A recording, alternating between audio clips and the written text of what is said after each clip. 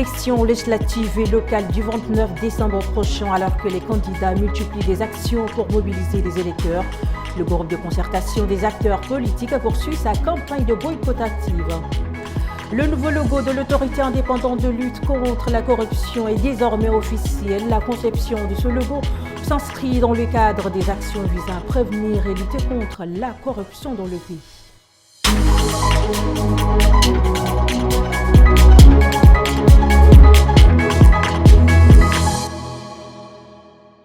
Bon après-midi et bienvenue à tous. Ce lundi 23 décembre, le contrôleur général de l'autorité indépendante de lutte contre la corruption a présenté officiellement le nouveau logo de l'institution conçu à l'issue d'un concours organisé en septembre dernier. Et selon les organisateurs, cette initiative s'inscrit dans le cadre des actions entreprises pour endiguer la corruption et promouvoir la bonne gouvernance. Le compte rendu de Mbaïlassem Emmanuel et Justine Atam. Les logos traduit à travers des symboles visuels forts et significatifs les valeurs cardinales de l'AILC qui sont la force, la justice, la transparence, l'égalité et l'unité. Chaque élément contribue à renforcer l'identité visuelle de l'institution, rappelant son rôle essentiel dans la lutte contre la corruption et son engagement pour l'avenir du Tchad.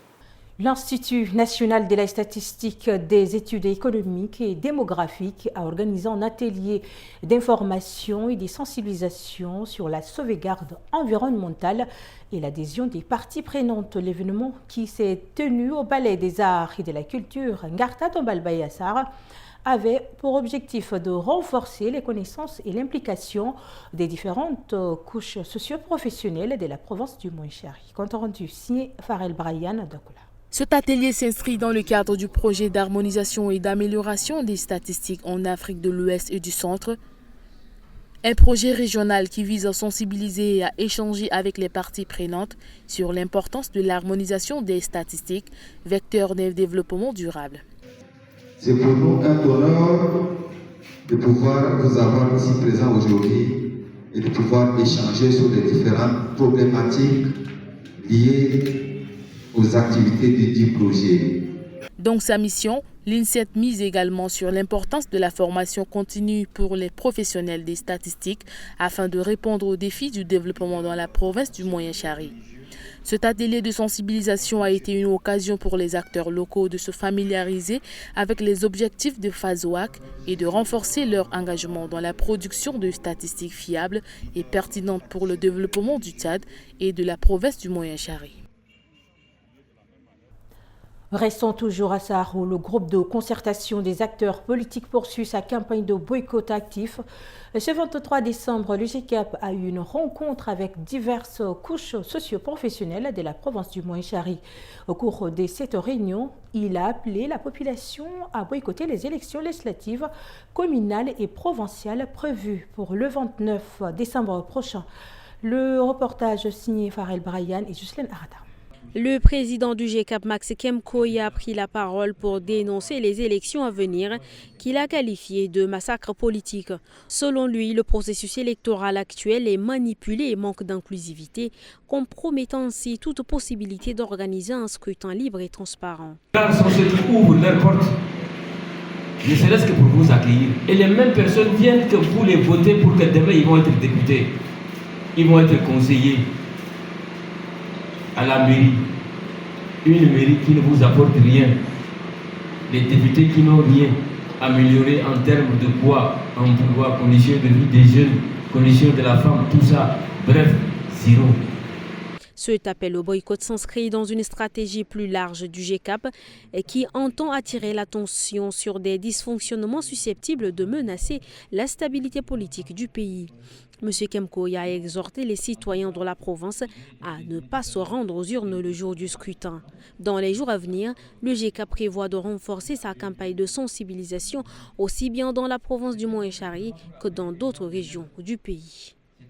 Cet appel au boycott s'inscrit dans une stratégie plus large du GCAP qui entend attirer l'attention sur des dysfonctionnements susceptibles de menacer la stabilité politique du pays. M. Kemkoy a exhorté les citoyens de la province à ne pas se rendre aux urnes le jour du scrutin.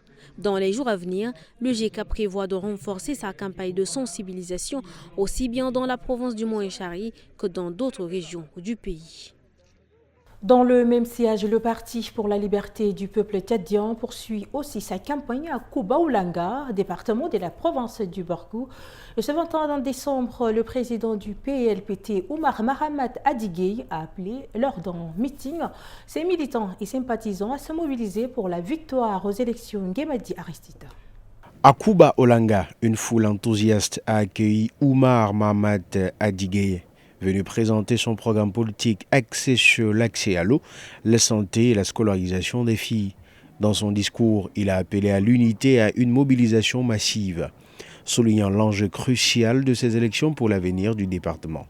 Le chargé de communication du PLPT, Adoum, a salué cette forte mobilisation qu'il considère comme un signe encourageant pour l'avenir du parti. Adoum a évoqué l'impact de ce rassemblement sur la dynamique du PLPT dans la région, témoignant de l'adhésion grandissante aux idées du parti. Ce meeting symbolise une étape clé dans la campagne du PLPT avec une mobilisation qui pourrait peser dans les urnes le 29 décembre prochain. Les candidats du mouvement patriotique du salut, avec l'appui de la coordination des bureaux des soutiens, ont tenu un meeting ce lundi au stade de Diguel. Plusieurs candidats des différents arrondissements d'Indiamino étaient présents, accompagnés de leurs militants et sympathisants. Ngami Daniel nous fait le point.